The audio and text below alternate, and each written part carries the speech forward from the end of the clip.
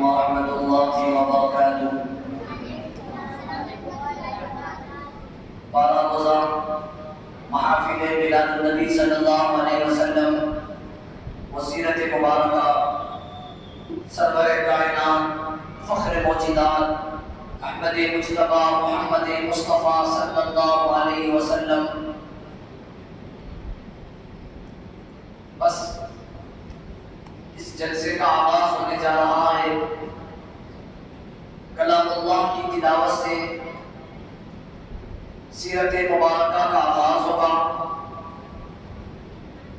میں کلام ربانی کی تلاوت کے لیے محمد ذیشان کو دعوت دیتا ہوں وہ آیات بینات کی تلاوت فرمائیں.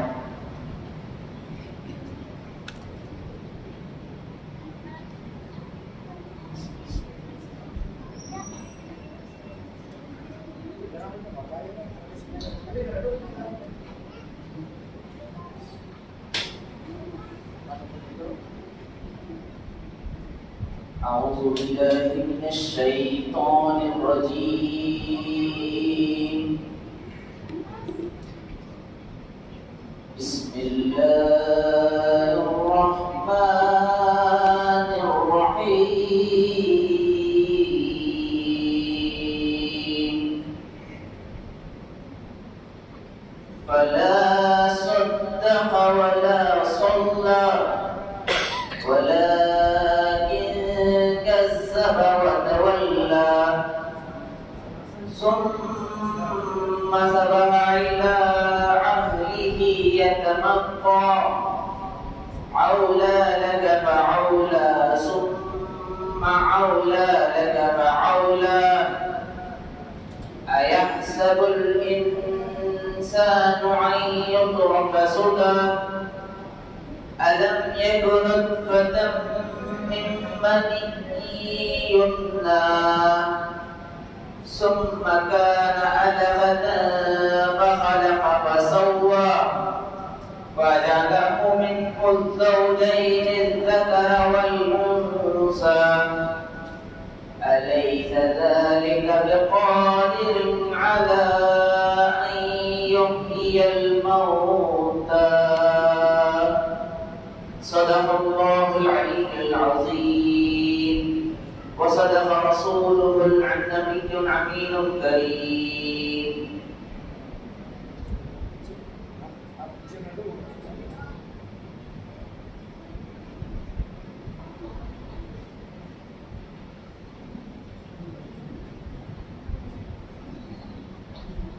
آیت بینات کی تلاوت کے بعد بارگاہ خیر الانام میں ہدیہ نعت سنانے کی سعادت حاصل کرے گی ثنا انصاری سے میں گزارش کرتا ہوں وہ بارگاہ خیر الانام میں ہدیہ نعت سنانے کی سعادت حاصل فرمائیں.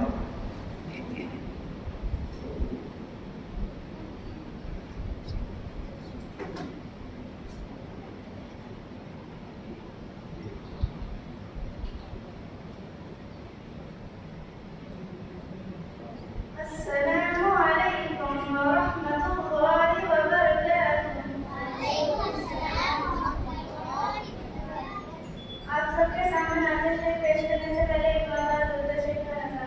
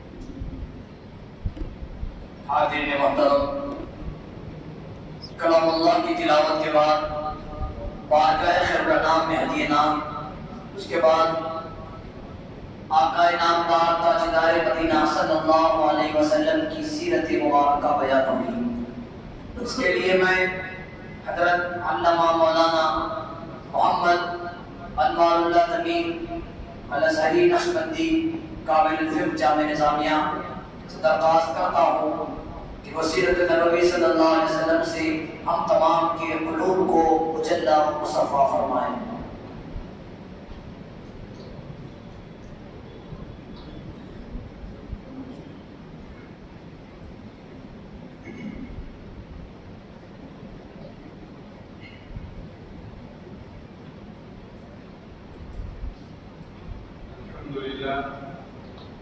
الحمد لله رب العالمين والعاقبة للمتقين والصلاة والسلام على سيد الأشرف الأنبياء والمرسلين وعلى آله الطيبين الطاهرين وأصحابه الأكرمين أجمعين وعلى من أحبهم وتبعهم بإحسان إلى يوم الدين أجمعين.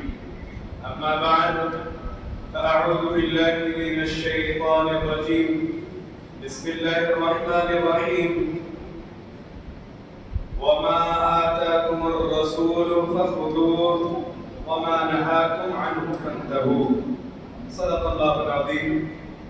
وقال تعالى في القرآن المجيد والفرقان الحميد في شأن حبيبه الكريم ورفعته وعظمته: إن الله وملائكته يصلون على النبي يا أيها الذين آمنوا صلوا عليه وسلموا تسليما. اللهم صل على سيدنا ونبينا ومولانا محمد النبي الأمي وعلى آله وأصحابه أفضل صلواتك وعدد معلوماتك وبارك وسلم. محترم محتشم حاضرین سامعین عزیز طلبہ و طالبات، السلام علیکم ورحمۃ اللہ وبرکاتہ۔ الحمدللہ، اللہ کے فضل و کرم سے ہم تمام کو اللہ نے توفیق بخشی کہ ہم پیارے نبی سیدنا محمد الرسول اللہ صلی اللہ علیہ وسلم کا تذکرہ کرنے اور سننے کہ اللہ نے ہم تمام کو سعادت مندی عطا فرمائی۔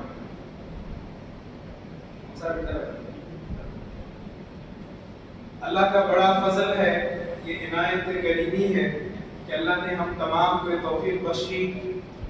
عزیزان محترم،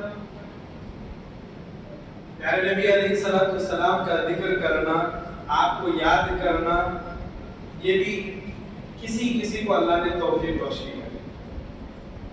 آپ جانتے ہیں کہ آپ کے گھر میں، میرے گھر میں کئی اور بھی لوگ رہتے ہیں، لیکن اللہ نے ان کو یہ توفیق نہیں دی کہ جاؤ اپنے حبیب کا ذکر سنو۔ اللہ نے ہمارے دلوں کو پاک رکھا، منزہ رکھا، توفیق بخشی کہ ہم جائیں اور پیارے نبی کا تذکرہ کریں، سنیں۔ یہ سعادت مندی ہمیں ملی، اس پر ہم تمام کو شکر ادا کرنا۔ عزیزان محترم، پیارے نبی علیہ السلام کے تذکرے کرنے کے بارے میں حضرت شیخ الاسلام امام محمد انوار اللہ فاروقی علیہ الرحمہ بانی جامع نظامیہ نے ایک شعر نقل فرمایا، وہ آپ کے گوشے گزار کرتا ہوں، سنیں۔ کہتے ہیں: ٹھہرا کفارہ گناہوں کا جو ذکر اولیاء۔ کیا کہا؟ ٹھہرا کفارہ۔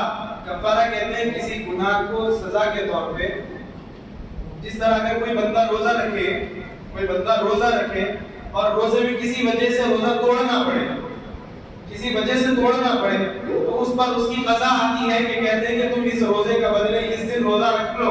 لیکن کوئی عمدن روزہ توڑ دے تو اس پر سزا وارد ہوتی ہے کہ تم پر کفارہ یہ ہے کہ تم ایک روزے کے بدلے یہ کام بھی کرو۔ آپ سمجھئے کفارہ کسے کہتے ہیں؟ آپ بڑے اللہ سمجھئے کفارہ کسے کہتے ہیں؟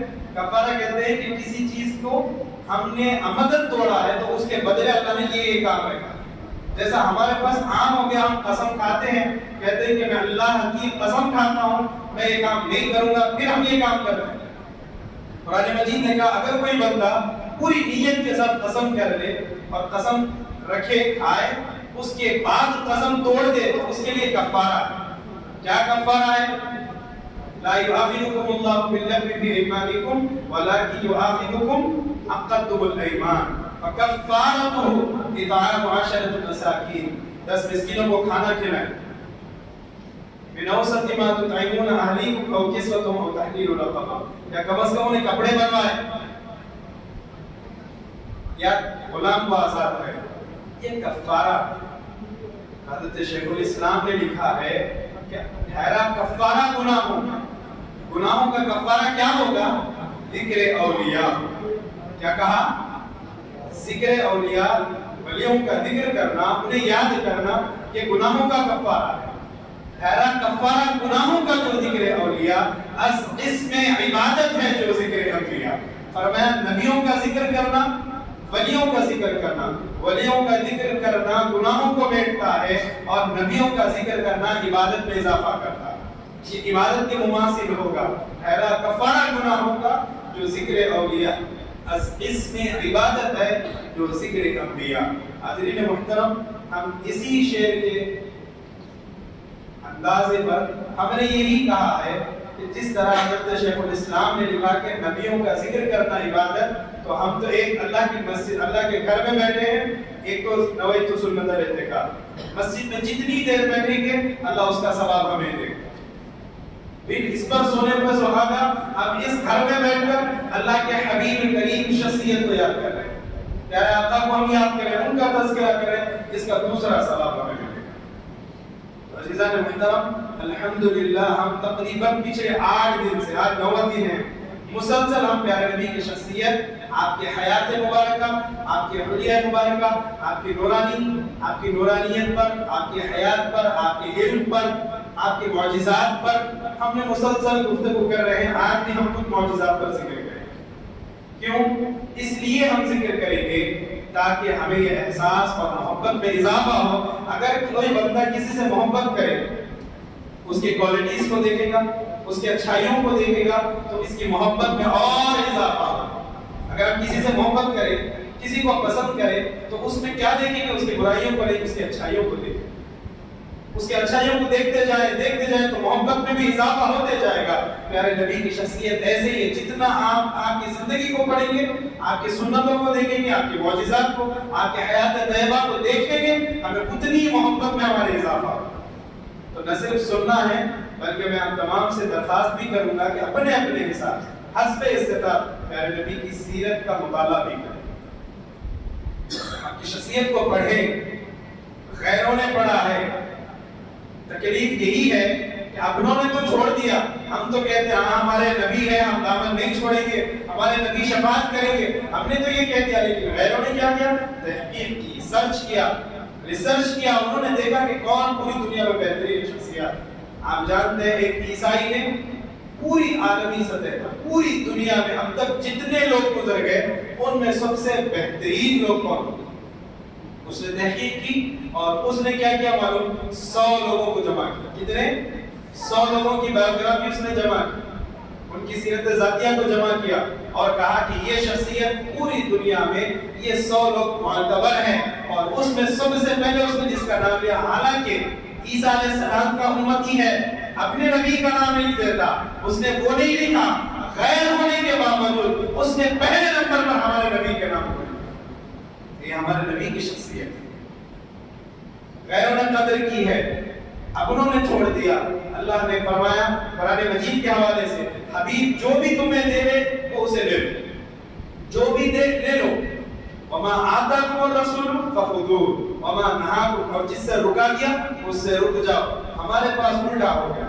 ہم نے کیا کیا؟ حضور پاک نے جو ہمیں دیا ہم نے اس پر تو نظر انداز کر دیا، اور جو منع فرمایا اس پر ہمارا عمل ہو گیا. ہم نہیں کر رہے لیکن ہمارے بھائی کر رہے ہیں، ہم بھی اس کے ذمہ دار. کیوں؟ اس لیے کہ ہم جانتے ہیں اس لیے ہم نہیں کریں. وہ نہیں جانتے تو ان تک پہنچانا ہماری ذمہ داری. کسی ایک مکتب فکر یا کسی ایک مدرسہ یا کسی ایک جامعہ کی ذمہ داری نہیں، پوری امت کی ذمہ داری ہے کہ ایک دوسرے کا خیال رکھیں. آج کی یہ چھوٹے بچے طلبہ، اللہ کے مقدروں کو مزید روشن فرمائے. یہ مسلسل اگر اسی طرح سیرت طیبہ سنتے رہیں گے، آج مصعب نے 12 روزہ اہتمام کیا، اس سے سن رہے ہیں. کل آپ کیا کریں؟ آپ بڑے ہیں، آپ ان کے لیے اہتمام کریں اپنے اپنے گھروں میں. پیارے نبی کی سیرت مسلسل سناتے رہے, ازدواجی زندگی بھی ان کی متبرک. آج لڑائی جھگڑا فتنہ فساد جو ہو رہا ہے یہ بچوں میں نہیں ہے, یہ بڑوں میں ہے. اور بڑوں میں کیوں ہے؟ اس لیے کہ ان کے پاس اس کی کمی, اس کی کمی, سیرت کی کمی. پیارے نبی کی زندگی کو انہوں نے پڑھا نہیں. تو غور فرمائیں, آپ نے کبھی سنا کسی عالم آدمی نے سوسائڈ کیا؟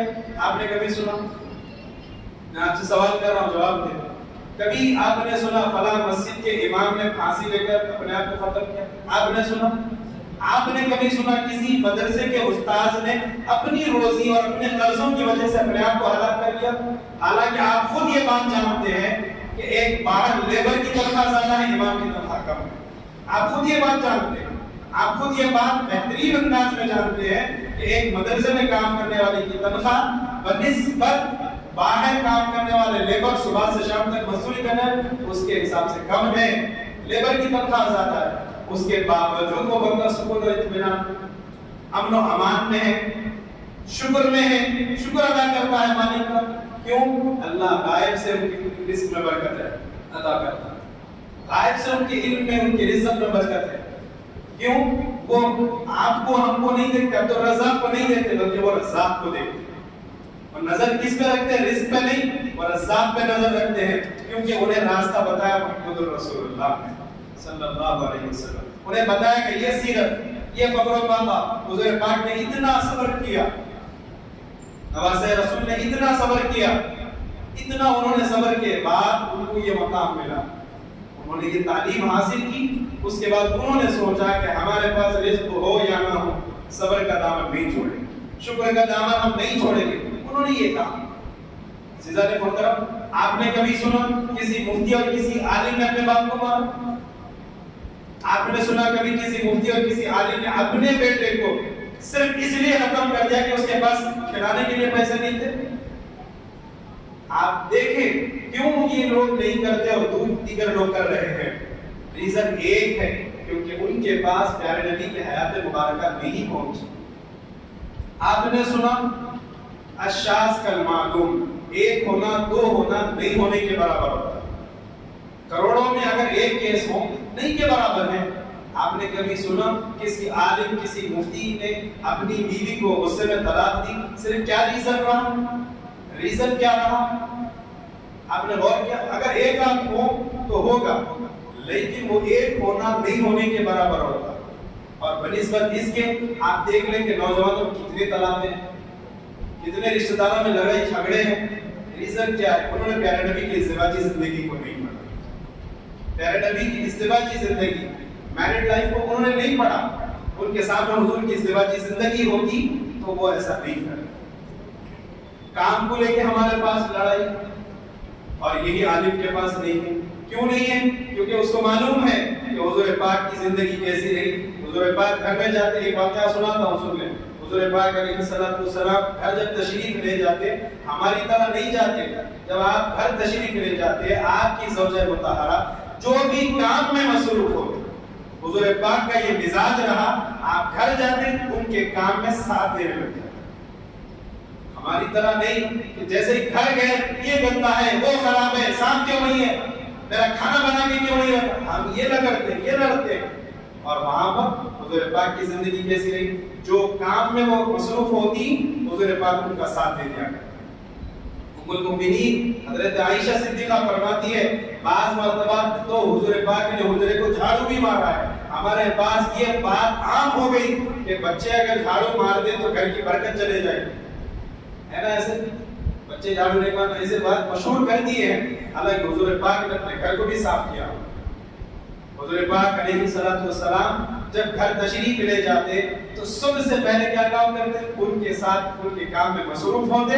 اور یہاں پر حضرت شیخ الحدیث اللہ ان کی قبر کو نور سے منور کرے, خواجہ شریف صاحب رحمہ اللہ, آپ فرماتے تھے کہ جب حضور آتے گھر اپنے زوجہ سے ملتے تو سب سے پہلے ان کی تھکان دور کرنے کے لیے کوئی لطیفہ سنا دیا کرتے. اور ہمارے پاس بولو بھائی سبحان اللہ, ایسا مجسمے بن کے نہ بیٹھے, ہم سیرت نبی سن رہے ہیں تو مزہ لے کر سنیں, لطف اندوز ہوں کہ ہمارے نبی کی ذات گرامی کیسی رہی. ہمیں مزہ آنا چاہیے. مطمئن ہوتے ہیں دل, بولے مطمئن ہوتے ہیں دل ذکر شہر اولاد سے. ہمارے دل تو مطمئن ہونا چاہیے. ہمیں فخر ہونا ہے کہ ہم ایسے نبی کی امتی ہیں جن کا تذکرہ اپنوں نے غیروں نے بھی کیا. اپنی کتابوں میں موجود, غیروں کی کتابوں میں موجود, کیونکہ ایسی قابل ذکر شخصیت ہے. عزیزان محترم, حضور جب گھر تشریف لے جاتے تو سب سے پہلے کام میں مصروف ان کے, پھر دوسرا ان کے چہرے پر کوئی کسی لطیفے کے ذریعے سے مسکراہٹ آ. آپ ذرا غور فرمائیں, اگر یہ سیرت ہم پڑھے ہوتے تو ہم نے بھی یہی کرنا. ہمارے نوجوانوں کے سامنے یہ سیرت نہیں ہے تو ہم کیا کریں؟ ہم گھر آئیں گے اور ڈانٹنے لگ جائیں گے. ہمیں معلوم ہونا چاہیے, ایک نہیں, دو نہیں, تین نہیں, چار نہیں, کتنے ازواج مطہرات تھے حضور کے؟ بولیے بھائی. اتنے ہونے کے بعد کسی بھی حدیث شریف کی کتاب میں ایک نہیں, دو نہیں, بلکہ حضرت شیخ الاسلام نے لکھا ہے کہ 1 کروڑ سے زیادہ حدیثیں موجود ہیں. کتنے؟ 1 کروڑ سے زیادہ حدیث شریف موجود ہے. ایک جگہ تو یہ لکھا ہوتا 6 کروڑ سے زیادہ حدیثیں موجود ہیں. کتنے؟ 6 کروڑ سے زیادہ حدیثیں موجود ہیں.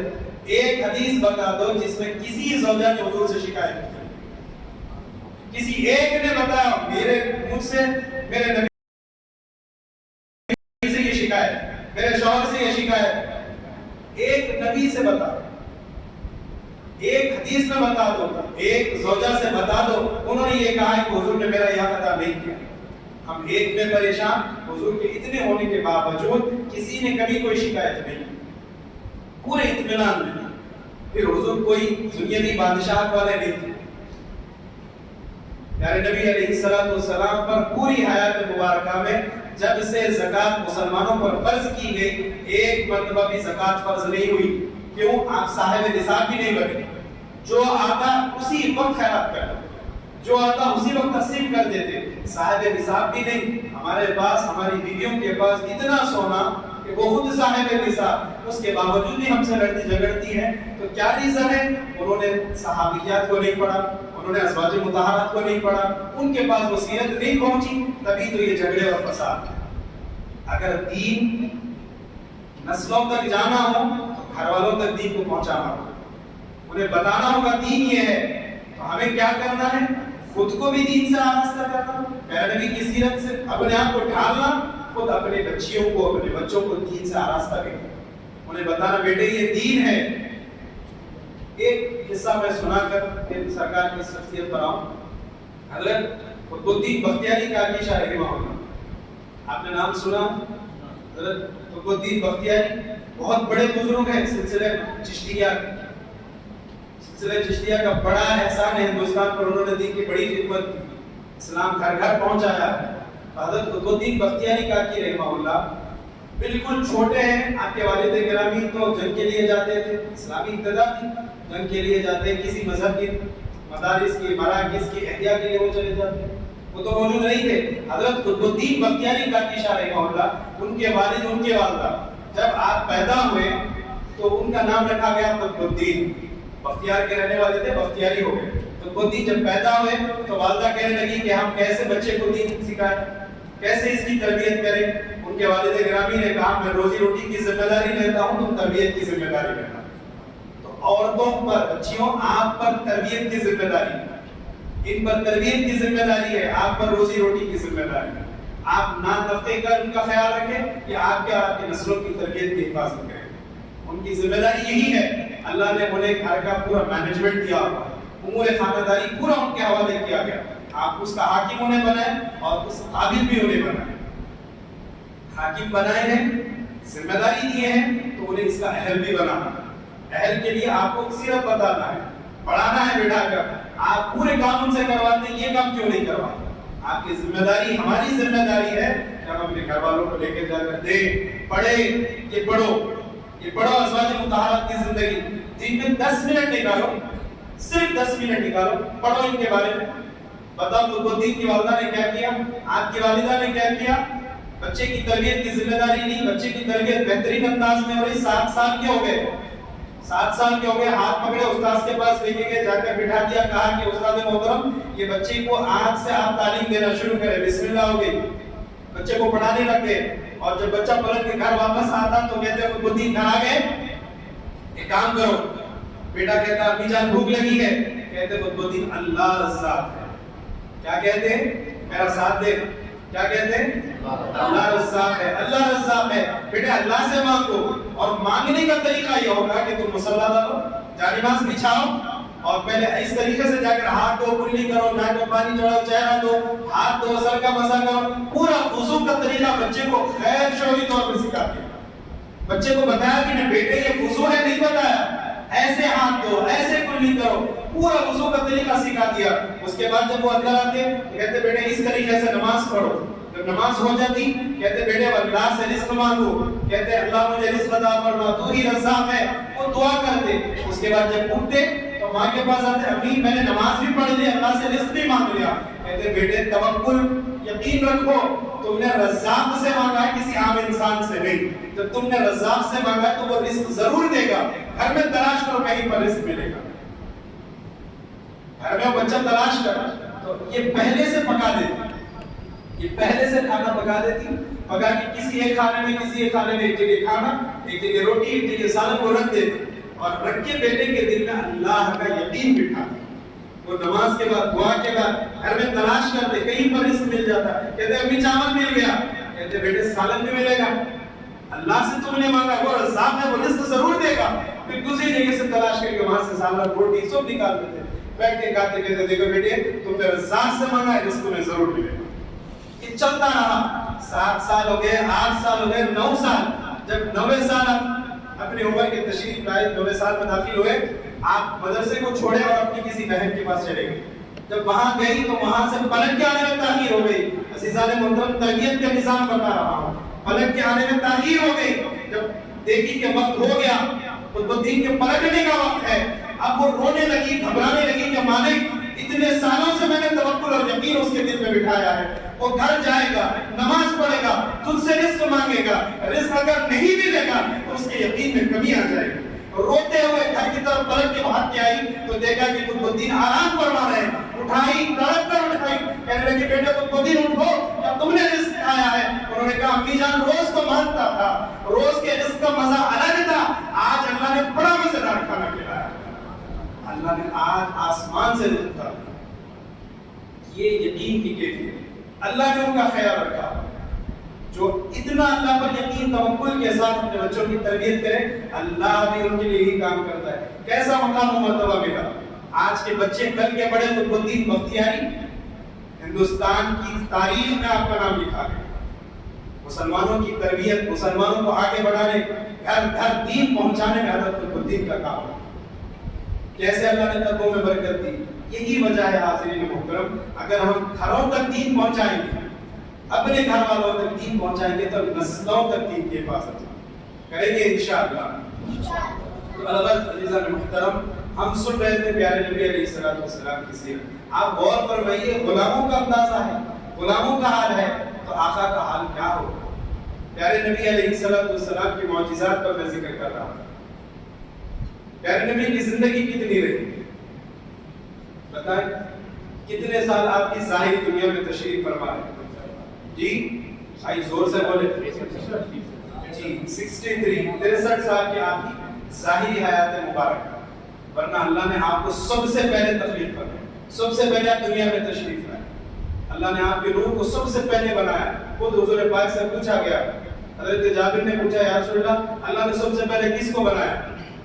حضور پاک نے فرمایا یا جابر ان اللہ سبحانہ و تعالی قد خلق نور نبیک من. سب سے پہلے اللہ نے اس عالم میں، اس دنیا میں سب سے پہلے تمہارے نبی کے نور کو پیدا کیا.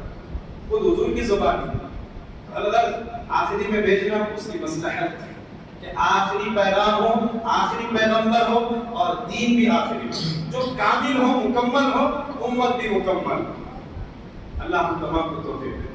عزیزان محترم، حضور پاک علیہ السلام کی 63 سالہ زندگی میں جب آپ کی ولادت طیبہ ہوئی، آپ کی ولادت مبارکہ ہوئی، آپ نے کب ولادت مبارکہ کے بارے میں سماعت کیا؟ کل کے حالات آپ نے سنے، بولو بھائی زور سے بولو. آپ نے سنا ہے کب حضور کی ولادت کیسی ہوئی؟ پیارے نبی علیہ السلام کا نور مبارک اس دنیا میں کیسے تشریف لایا، کیسے آسمان سے حوران بہشت آئے، کیسے اللہ سبحانہ و تعالیٰ نے آسمان سے لے کر آپ کی چھت، گھر کی چھت تک ایک نور ہی نور اتارنے لگے. 3 دن تک آسمان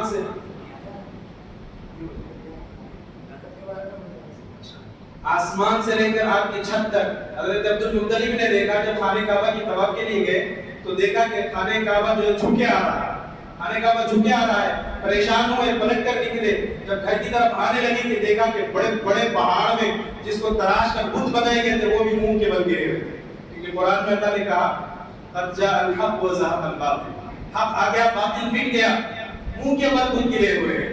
آگے بڑھے، دیکھا کہ آپ کا گھر ہے اور گھر کی چھت سے لے کر آسمان تک پورا نور ہی نور، ادھر کا ادھر نظر نہیں آتا، صرف نور نظر آ رہا ہے۔ دستک دی، دروازہ کھولا، حضرت آمنہ کھڑی ہوئی ہے۔ حضرت آمنہ کے پیشانی پہ جو نور محمدی چمکا کرتا تھا آج وہ چمکا نہیں کر رہا۔ آپ نے حضرت عبدالمطلب نے پوچھا یہ نور کہاں ہے؟ آپ نے اشارہ کر کے بتایا۔ جب اندر گئے تو دیکھا کہ ایک نورانی حجرہ بنا ہوا ہے، ایک حجرہ ہے جس کی دیواریں نور کی بنی۔ آپ 12 ربیع الاول روز منگل مکہ مسجد میں جائیں، صبح آپ کو ایک خطبہ سننے کو ملے گا، اس خطبے میں پورا یہ تذکرہ ولادت کیسے ہوئی، کیا حالات تھے، کیا کیا اس وقت مبارک چیزیں رونما ہوئی، وہ تمام واقعات کو خطبہ میلاد میں حضرت شیخ الاسلام نے آج سے 100 سال پہلے آپ نے جاری کیا۔ 100 سال سے زیادہ، 1 صدی پہلے حضرت شیخ الاسلام جب مکہ مدینے میں تھے، حج کے لیے چلے گئے، وہیں رہنے کا ارادہ تھا، اب وہیں پر رہ رہے تھے کہ آپ نے دیکھا کہ مدینے میں 12 ربیع الاول یا میلاد کے دنوں میں، یہ ربیع النور کے مہینے میں، وہاں کے لوگ کیا کرتے، پیارے نبی کے ولادت کا تذکرہ کرتے، مسجد میں بیٹھے، گھروں میں، مساجد میں، ہر جگہ یہ کام عام تھا۔ اور جب آپ یہاں تشریف لائے، پیارے نبی کے حکم سے جب ہندوستان تشریف لائے، آپ نے دیکھا یہاں پر تو کچھ نہیں ہے، 12 ربیع الاول تو کچھ نہیں ہوتا، تو آپ نے کیا کیا، حکومت سے، اس وقت کی جو نظام حکومت تھی ان سے کہوا کر آپ نے مکہ مسجد میں یہ خطبہ میلاد احیا کیا۔ سب سے پہلے آپ نے خطبہ دیا اور جو وہاں کے خطبہ رہے ان سے یہ خطبہ دلوانا شروع کیا۔ تو یہ خطبہ میلاد، اس میں پورا ولادت کا ذکر، پوری ولادت کا ذکر ہے۔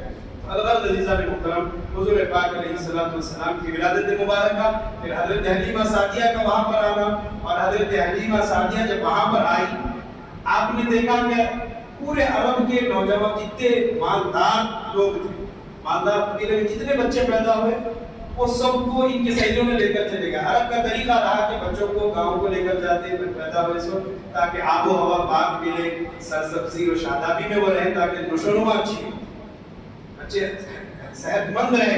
ان کے پاس یہ طریقہ، حلیمہ سعدیہ چونکہ ان کے پاس اونٹنی بڑی کمزور تھی، وہ جب حجاز آئی، مکہ مکرمہ آئی، آنے تک ان کی اونٹنی کی وجہ سے تاخیر سے پہنچ لیتے، سب لوگ جب جتنے بچے مالداروں کے چلے گئے۔ اب لوگوں نے کہا کہ حلیمہ تمہارے پاس ایک ہی بچہ ہوگا، وہ ہے حضرت عبدالمطلب کا پوتا، اس کے والد نہیں ہے، والدہ ہے۔ انہوں نے سوچا یہ یتیم بچہ، کیا یہ بچے کے کوئی مال دے گا، خیر کچھ نہیں تو نہیں، یہی بچہ ہی صحیح۔ وہ گئی اور پیارے نبی علیہ السلام، ان کو کیا معلوم تھا یہ نورانی شخصیت، انہیں کیا معلوم تھا یہ سید الانبیاء والمرسلین، انہیں کیا معلوم تھا یہ خاتم النبیین ہے، انہیں کیا معلوم تھا یہ ساقی کوثر ہے، انہیں کیا معلوم تھا، انہیں تو کچھ معلوم نہیں تھا، وہ تو بچہ سمجھ کے لے لی، اونٹنی پر بیٹھ گئی، حضرت آمنہ سے اجازت لی، نکل گئی، پہنچی بعد میں، نکلی بھی بعد میں، لیکن پہنچی اپنے مکان پر سب سے پہلے، نکلی پہنچی مکے میں بعد میں، پورے سہیلیاں نکل گئے، پھر بچے کو لے کر نکلی بھی سب سے آخر، لیکن اپنے مکان پر سب سے پہلے پہنچی۔ جب وہاں پہنچی تو انہوں نے کہا کہ میں کیسے جلدی پہنچی، لاغر اونٹنی تھی پیارے نبی کے قدم مبارک، جیسے ہی انہوں نے گود میں لیا، اونٹنی پر بیٹھے، پیارے نبی اوپر سوار، اللہ نے اونٹنی کے جسم میں اتنی جان دے دی کہ وہ تیز ہو گئی۔ یہ اللہ پیارے نبی کا معجزہ، ابھی کچھ کرے نہیں، کچھ بولے نہیں، اللہ نے صرف جسم کی برکت، آپ دیکھیں صرف جسم کی برکت، اونٹنی تیز ہو گئی، پہنچ گئے۔ اس کے بعد اتنا ہی نہیں ہوا، حضرت حلیمہ سوچتے رہتی کہ اب ہمارے گھر کا کیسا ہوگا، غریب عورت، کچھ بھی نہیں تھا آپ کے پاس، لیکن اللہ سبحانہ و تعالیٰ نے ایسی برکت آپ کے گھر میں عطا فرمائی۔ حضور پاک علیہ السلام گھر میں ہیں، ان کے پاس ایک چھوٹی سی سرزمین، چھوٹی سی زمین جس میں ہریالی بھی زیادہ نہیں ہوتی، بنجر زمین تھی، لیکن پیارے نبی جیسے گھر میں آئے، اللہ نے وہاں کی آب و ہوا کو بھی تبدیل کر دیا، پیارے نبی کی برکت کی وجہ سے آپ غور کریں، کوئی معمولی بات نہیں ہے، وہاں کی آب و ہوا بھی تبدیل ہوگی، بنجر زمین میں کھیتی ہونے لگی۔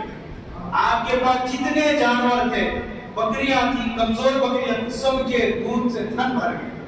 ان کے شوہر جب پلٹ کر آئے تو کہنے لگی یہ کیسے ہو گیا؟ یہ بنجر سرسبز و شاداب، یہ بکریاں جو کمزور اور نازر، یہ صحت مند نظر آ رہی ہے، یہ کیسے ہوا؟ انہوں نے کچھ نہیں کہا، انہوں نے صرف بچے کو بتایا، کچھ اور نہیں ہے، یہ بچے کے جسم کی قدرت۔ اللہ نے ایسی کشش رکھی، جہاں یہ جاتا ہے وہاں برکت ہی برکت۔ عزیزان محترم، حضرت حلیمہ سعدیہ رضی اللہ تعالی عنہا، اللہ نے آپ کو یہ مقام و مرتبہ دیا کہ آپ کے پاس پیارے نبی علیہ السلام تقریباً 5 سال رہے۔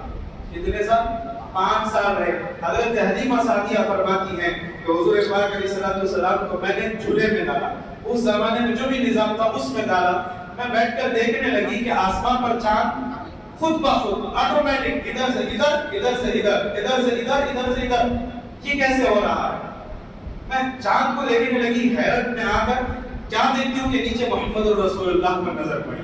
پیارے نبی علیہ السلام کے جھولے کو، آپ جس جھولے میں جس میں آرام فرما رہے تھے، اس کو کسی نے ہوا دینے لگی۔ کون تھا؟ تو محدثین لکھتے کوئی اور نہیں، حضرت جبرائیل امین، جو آپ کو جھولا دلوا رہے تھے۔ اور پیارے نبی کا ہاتھ جیسے جیسے ہلا جاتا، چاند بھی آپ کے ہاتھ کی برکت سے کبھی ادھر چلے جاتا، کبھی ادھر چلے جاتا۔ آپ ہم کو بال دیا جاتا، ہمارے بچوں کو بال کھیل دیا جاتا، کھیلو بیٹے، وہ جھولے سے یوں کرتے ہیں، لیکن اللہ نے پیارے نبی کے ہاتھ میں کھلونا چاند کو بنایا۔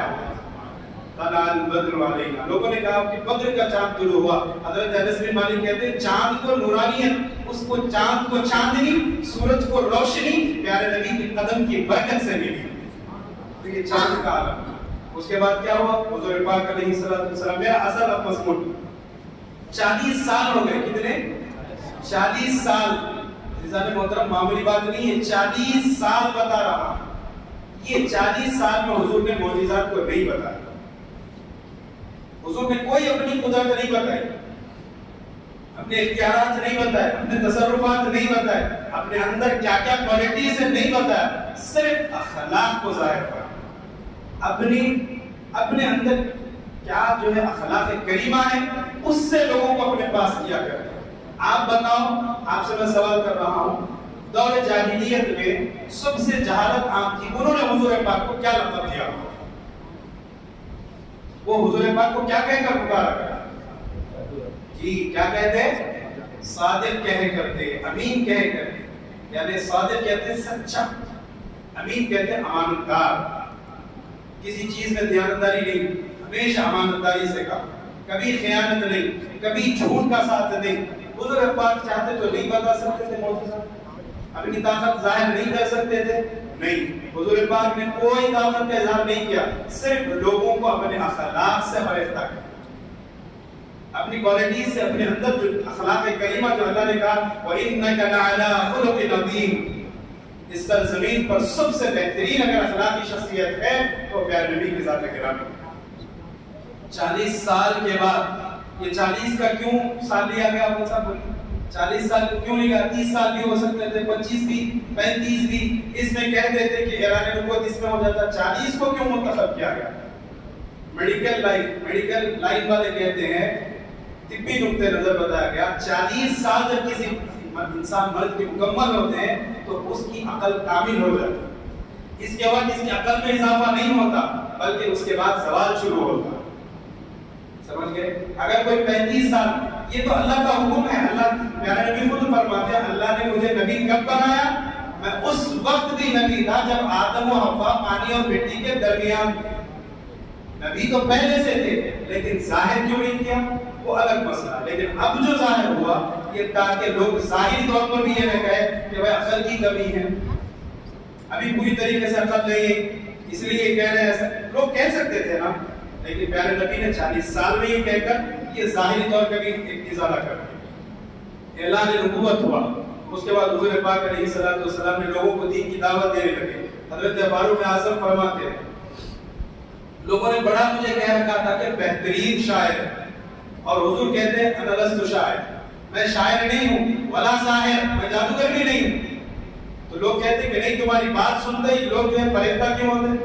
تم میں شاعری ہے کہ کیونکہ وہ زمانہ شاعری کا، تم شعر سے لوگوں کو مرغوب کرتے ہو.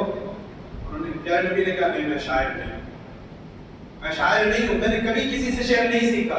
حضرت عمر فاروق رضی اللہ تعالیٰ عنہ جا کر رات کی تاریکیوں میں جب حضور پاک قرآن مجید پڑھ رہے تھے، جا کر دیوار کو کان لا کر کھڑے ہو تاکہ سنوں کہ واقعی یہ شاعر ہے یا نہیں. میں نے ابھی تک کلام نہیں سنا، لوگ چھپ چھپ کر آ کے سنتے، چھپ چھپ کر آ کے سنتے، میں بھی سنوں. چنانچہ حضرت عمر جا کر بھی مسلمان نہیں ہوئے تھے، کان لگا کر سننے لگے. حضور نے سورہ حاقہ کی تلاوت کر دی. الحاقۃ ما الحاقۃ وما ادراک ما الحاقۃ کذبت ثمود وعاد بالقاریہ. پورے قرآن مجید کا یہ پورا سورہ پورا وزن دار، آخر میں ہاں پورا سن رہے ایک رکوع ہو گیا سورہ حاقہ کا.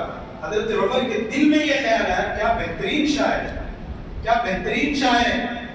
اسی وقت حضور کی زبان مبارک سے کیا نکلا معلوم؟ ولا بقول وما هو بقول شاعر وما هو انه لقول رسول کریم وما هو بقول شاعر. یہ شاعر کا قول نہیں ہے، یہ رسول کریم کا قول ہے. حضرت عمر حیران ہو گئے. میں نے دل میں یہ خیال کیا کہ اگر بہترین شاعر ہے تو حضور کی زبان سے کیا نکل گیا؟ یہ شاعر کا کلام نہیں ہے، یہ رسول کریم کا کلام ہے. وہ حیبت میں آ گئے، کہنے لگے دل میں خیال کیا ان کی زبان سے نکل گیا. اما کیا بڑے جادوگر ہیں، حضور پاک کی زبان سے اسی وقت نکلا. ولا بقول کا، یہ جادوگر کا بھی قول نہیں. یہ کلام ربانی کے اللہ نے ایسے معجزہ حضور کو دیا کہ آیت بھی نکلی. یہاں پر حضرت عمر سنے، ارے شاعر بولتے شاعر نہیں ہوں، کاہن کہتے کاہن نہیں ہوں. حضرت عمر فوری وہاں سے نکل میں نے کہا اور میں دل میں جو خیال کروں گا ان کی زبان سے نکلتے جائے. حضرت عمر وہاں سے چلے گئے. الغرض عزیزان محترم، یہ معجزہ قرآن اللہ نے حضور پاک کو دیا جو ہمیشہ حضور کی مدد کیا کرتا. سب سے بڑا معجزہ پیارے نبی کا کیا ہے؟ بولے بچوں کیا ہے؟ قرآن مجید. کیا ہے؟ قرآن مجید. قرآن پیارے نبی کا سب سے بڑا معجزہ، سب سے بڑا ہتھیار جو لوگوں میں اسلام پھیلا، ریزن قرآن مجید ہے.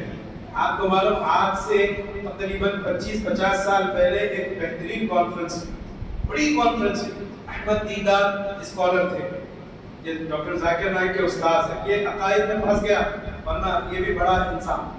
الغرض احمد دیدار بہترین اسکالر، انہوں نے کیا کیا معلوم؟ انہوں نے پورے عیسائیوں کو بلایا، ایک بڑی کانفرنس رکھی اور جس میں مقارنہ یہ تھا کہ قرآن صحیح ہے کہ بائبل صحیح، توریت جسے کہتے ہیں، انجیل جسے کہتے ہیں، وہ صحیح ہے یا قرآن مجید صحیح. ہم دیکھیں گے بائبل اور قرآن مجید، ہولی قرآن. اچھی بات. اس کے بعد انہوں نے کیا کیا معلوم؟ کانفرنس شروع ہوئی، سبوں نے اپنے اپنے دلائل دے دی. جب احمد دیدار مسلمان شخص کی باری آئی تو انہوں نے کیا کیا معلوم؟ انہوں نے کہا کہ لوگوں میں کوئی دلیل پیش نہیں کرتا، میں کوئی قرآنی آیت پیش نہیں کرتا، میں قرآن کو پیش کروں گا، آیت کو پیش نہیں کروں. کہا کہ وہ کیسے؟ انہوں نے کہا کہ دیکھو یہ آج سے 100 سال پہلے کے ہر سال چھپی ہوئی قرآن ہے. انہوں نے 100 سال کی 100 قرآن جمع کی، ہر سال جو چھپی. پھر انہوں نے کیا کیا؟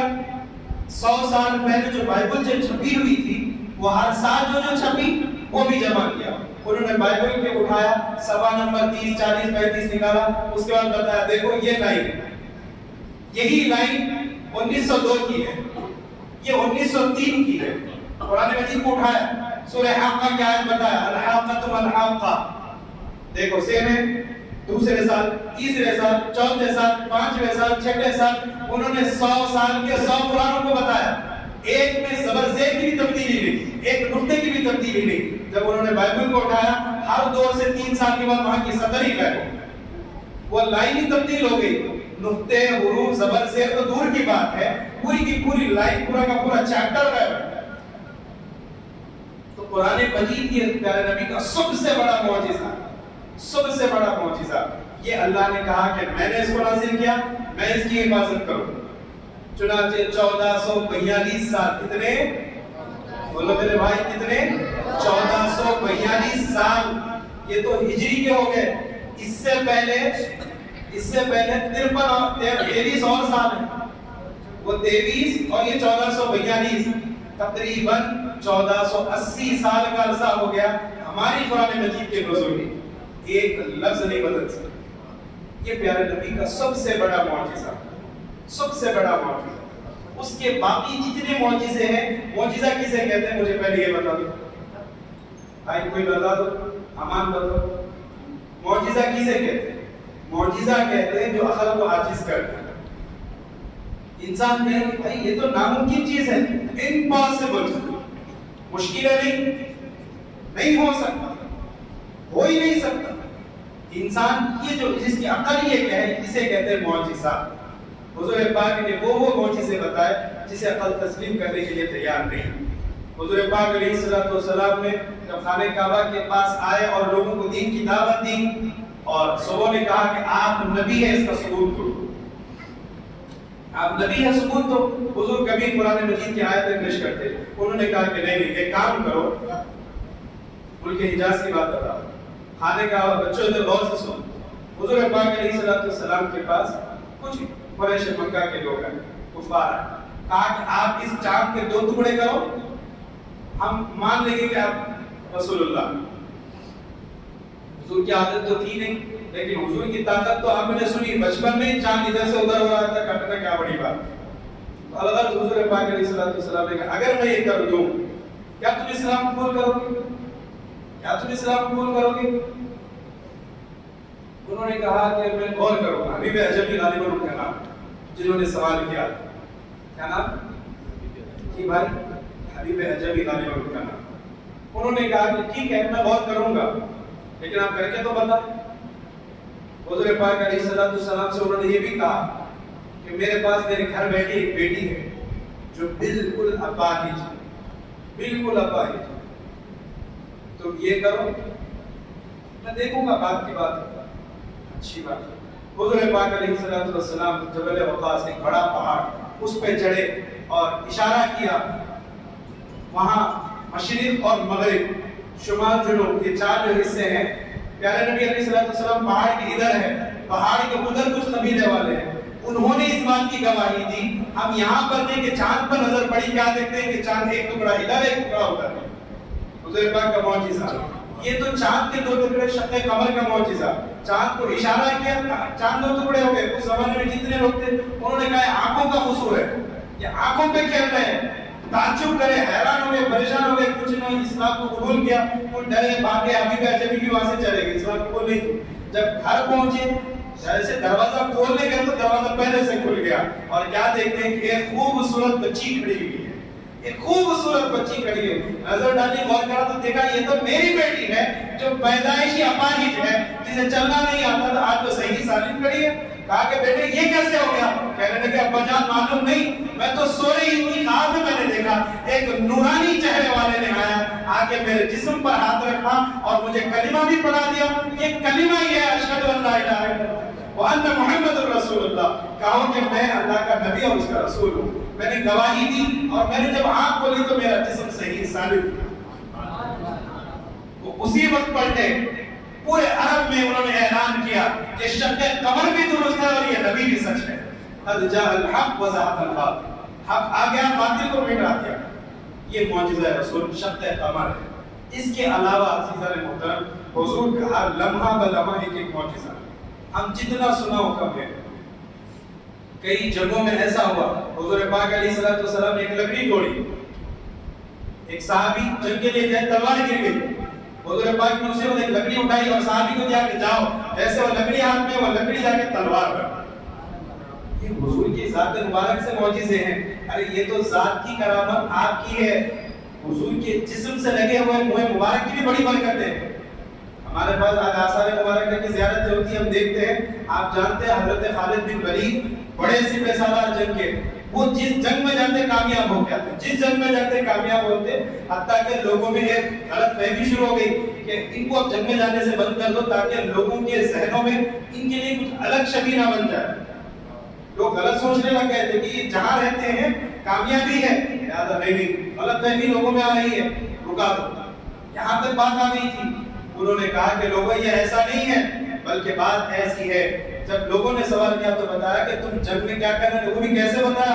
ان سے پوچھا گیا کیا ہو گیا؟ جنگ چل رہی ہے، میدان جنگ میں تلواروں کی برسات ہے، ادھر سے ادھر لڑ رہا ہے، اچانک ہوا میں گر گیا.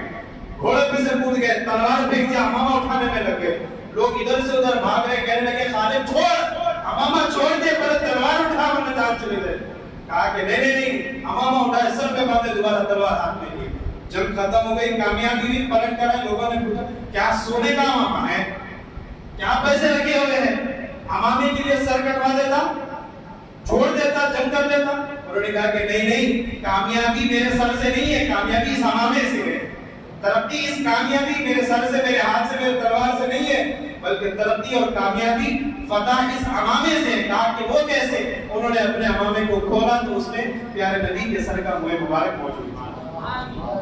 انہوں نے کہا اس منہ مبارک، اس بال کی برکت ہے کہ جس جنگ میں جاتا ہوں کامیابی ہی کامیابی ہوتی ہے۔ عزیزان محترم، حضور کے جسم سے جدا ہونے کے بعد اس بال میں اتنی قدرت و طاقت اللہ نے رکھی، تو جو جسم سے جڑے ہوئے اعضاء ان میں کتنی برکت ہے بتاؤ؟ وہ بھی سنو، حدیث شریف میں آتا ہے، پیارے نبی مسجد نبوی کے صوفے پہ بیٹھے ہوئے، صحابہ آیا کہ کہنے لگے یا رسول اللہ بھوک بڑی لگی۔ چبوترے پہ ایک نہیں تھے، دو نہیں تھے، حضرت شیخ الحدیث فرماتے تھے 400 صحابہ، کتنے؟ جنہوں نے خانہ کعبہ عمرہ مدینہ شریف کی زیارت کی ہوئی ہے، انہیں اندازہ ہے کہ آج 2 چبوترے۔ کوئی گئے ہیں اس میں؟ بھائی جو گئے ہاتھ اٹھائیں۔ اگر جو بھی گئے ان کو میں بتا دوں، حضور پاک کا جو حجرہ ہے اس سے لگا ہوا ایک چبوترا، جسے عربی میں صفہ کہتے ہیں۔ کیا کہتے ہیں؟ بولو میرے بھائی، کیا کہتے ہیں؟ صفہ۔ اور اس کے بعد ایک اور ایک چبوترا بنا، ایسے مصلی لگا ہوا ہے لیکن اس پہ ایک چبوترا بنا، اس پہ بھی لوگ نماز پڑھتے ہیں آج، الحمدللہ ہمیں بھی اعتزاز حاصل، اس پہ نماز پڑھتے ہیں۔ اور 2 چبوتروں کے درمیان آج رستہ بنا دی، جبکہ اس زمانے میں رستہ نہیں تھا، کیونکہ آج وہاں پر ایک دروازہ اوپن ہے، باب جبرائیل ہے، تو اس کے لیے وہ راستہ بنا دی کہ مطلب وہ چبوترے 2 ملے ہوئے۔ 400 صحابہ اس میں بیٹھا کر، جس میں سے 70 صحابہ جنہوں نے اپنا گھر، اپنے گھر کی چھت، اپنے گھر بار، اپنے اہل ویال سب کو چھوڑا، جب تک زندہ رہے، حتیٰ کہ اپنی انتقال تک، اور یہاں تک کہ روح قبض ہونے کے بعد بھی آپ کا جسم سب پہ رہا۔ 70 صحابہ جنہوں نے شادی بھی نہیں، صرف تبلیغ کے لیے پیارے نبی کے اس چبوترے کو تھامے رہے، پیارے نبی کا در نہیں چھوڑے۔ 70 صحابہ اس میں سے، جس میں حضرت ابو ہریرہ بھی ہے۔ حضور کے چبوترے آج بھی وہاں پر اوپن حصہ ہے، حضرت رسول کے سامنے ایک حصہ اوپن ہے، کھلا ہے، چھتری لگی ہوئی ہے۔ وہاں پر ایک درخت تھا، وہ درخت کھجور کا تھا، وہاں پر ایک کنواں تھا، تو وہ کھجور کھا لیتے، وہ پانی پی لیتے اور اسی چبوترے میں زندگی گزارتے۔ تو اللہ بتا رہا تھا کہ جو بات جسم سے جدا ہو اس میں یہ برکت، اور جو جسم سے لگے ہوئے اعضاء اس میں برکت۔ دیکھیں اور کریں، حدیث پاک میں آتا ہے حضور پاک علیہ الصلوۃ والسلام جیسے نکلے، صحابہ کو بھوکا دیکھا، آپ نے حضرت ام المؤمنین کو کہا کہ گھر میں کچھ ہے تو لاؤ۔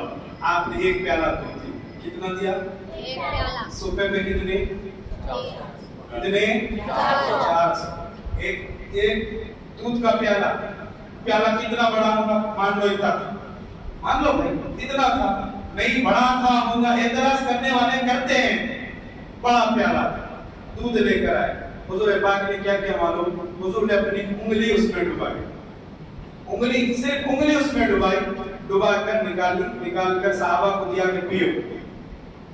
حضرت ابو ہریرہ چونکہ چبوترے پہ وہ بیٹھے ہوئے تھے صفے پر، انہوں نے یہ حدیث نقل کی، انہوں نے بتایا 1 نہیں، 2 نہیں، 3 نہیں، 4 نہیں، 5 نہیں، اہل صفہ جتنے تھے سبوں نے پیٹ بھر کر دودھ پیا۔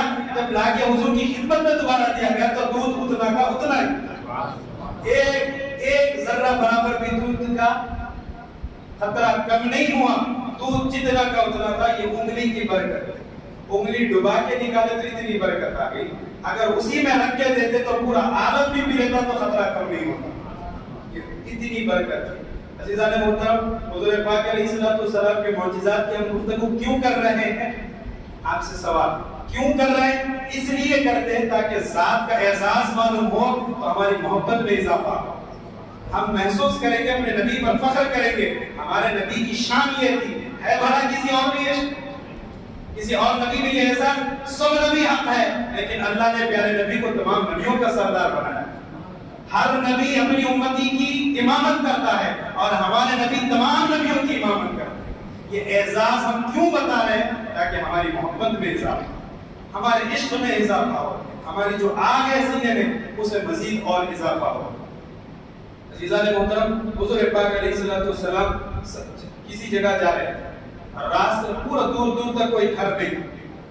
اب حضور کو حاجت کے لیے فارغ ہونا، حضور پاک نے کیا فرمایا؟ حضرت قصیدہ بردہ شریف میں امام بوصیری نے اس کو لکھا ہے، اس شعر کو نقل فرمایا اور یہ پورا واقعہ معجزے کا انہوں نے ذکر کیا۔ حضور پاک نے کیا کیا؟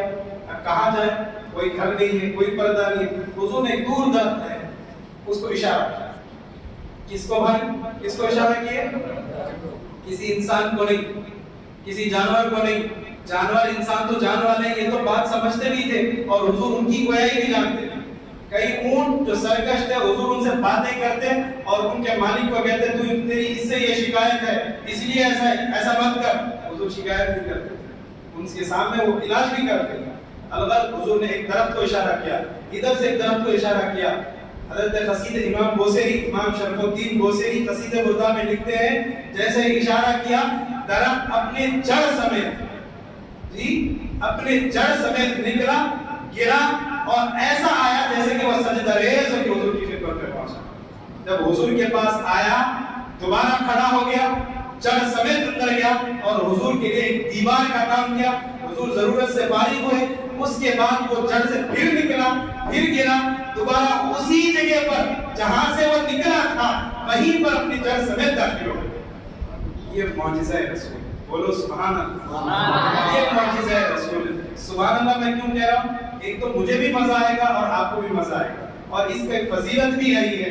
پیارے نبی نے فرمایا، وقت اور ہو گیا میں اپنی بات ختم کروں، سبحان اللہ کہنے کا کیا فائدہ ہے؟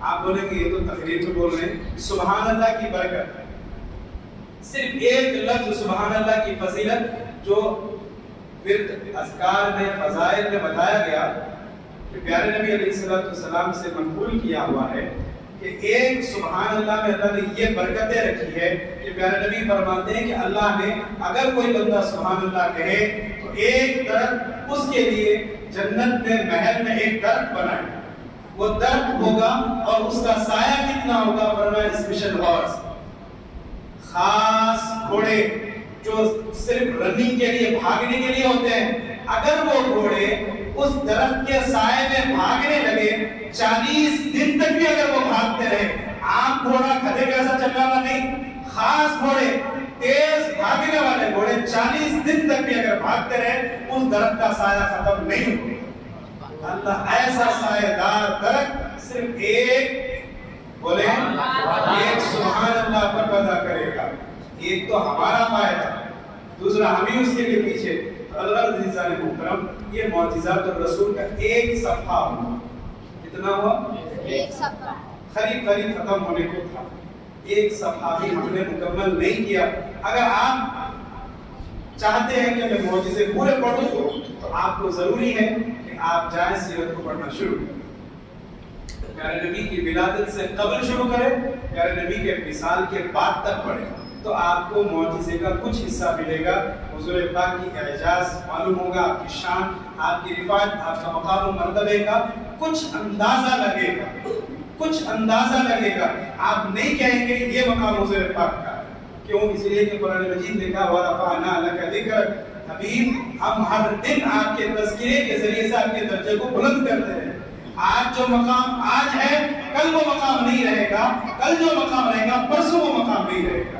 ہر دن درجے بلند ہوتے رہیں گے، ہم جتنا پڑھیں گے ہمارے عشق میں اضافہ ہوگا، ہمیں ہمارے نبی کے بارے میں معلومات ہوں گے، ہم جتنا پیارے نبی کو پڑھیں گے اتنا ہمیں محسوس ہوگا کہ ہم کتنے کامل مسلمان ہیں۔ اللہ سبحانہ و تعالی ہم تمام کو، ہمارے بچوں کو، ہمارے طلباء طالبات کو سننے سے زیادہ، بولنے سے زیادہ اسلام کو سمجھنے اور سمجھانے کی توفیق عطا فرمائے، دین پر عمل کی توفیق عطا فرمائے۔ الہ العالمین پیارے نبی سیدنا محمد رسول اللہ صلی اللہ علیہ وسلم سے سچی اور پکی محبت عطا فرما، عشق رسول عطا فرما، اسی میں رہنے، اسی پر مر مٹنے کی توفیق عطا فرما۔ الہ العالمین موت سے قبل پیارے نبی کی زیارت نصیب فرما، مرنے کے بعد ہماری قبر میں حضور پاک کی آمد اور حضور پاک کی آمد عطا فرما، حضور پاک کے ہاتھ سے جام کوثر نصیب فرما.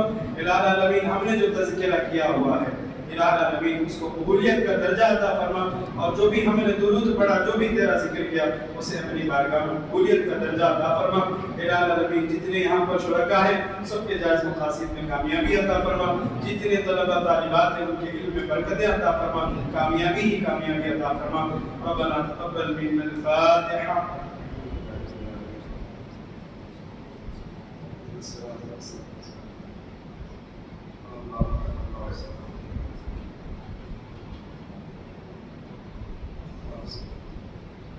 إن الله وملائكته يصلون على النبي يا أيها الذين آمنوا صلوا عليه وسلموا تسليما.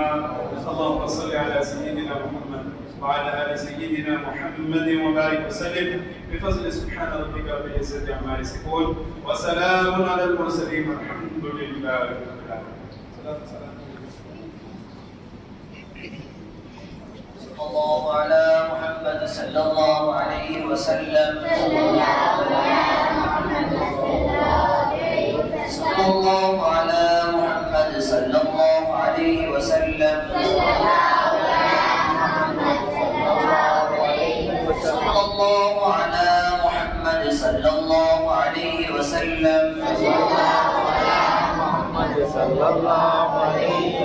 شہنشاہ وعلا سلام علیکم دو عالم کے آقا سلام علیکم. شہنشاہ وعلا سلام علیکم دو عالم کے آقا سلام علیکم. تجلی مکہ سلام علیکم. تجلی مکہ سلام علیکم. بہار مدینہ سلام علیکم. شہنشاہ والا سلام علیکم دو عالم کے آقا سلام علیکم. تولد ہوئے جس گھڑی میرے آقا, تولد ہوئے جس گھڑی میرے آقا, تو کعبہ پکارا سلام علیکم. شہنشاہ والا سلام علیکم دو عالم کے آقا سلام علیکم. گئے عرش پر جس گھڑی میرے آقا, گئے عرش پر جس گھڑی میرے آقا, خدا خود پکارا سلام علیکم. شہنشاہ والا سلام علیکم دو عالم کے آقا سلام علیکم. بجھی آگ دوزخ کی نبی کے قدم سے, بجھی آگ دوزخ کی نبی کے قدم سے, بہشت نے پکارا سلام علیکم. شہنشاہ والا سلام علیکم دو عالم کے آقا سلام علیکم. آتی ہوئے انبیاء اولیاء سب, براتی ہوئے انبیاء اولیاء سب, بنے آپ دلہا سلام علیکم. شہنشاہ والا سلام علیکم دو عالم کے آقا سلام علیکم. ہمارے دلوں کو روشن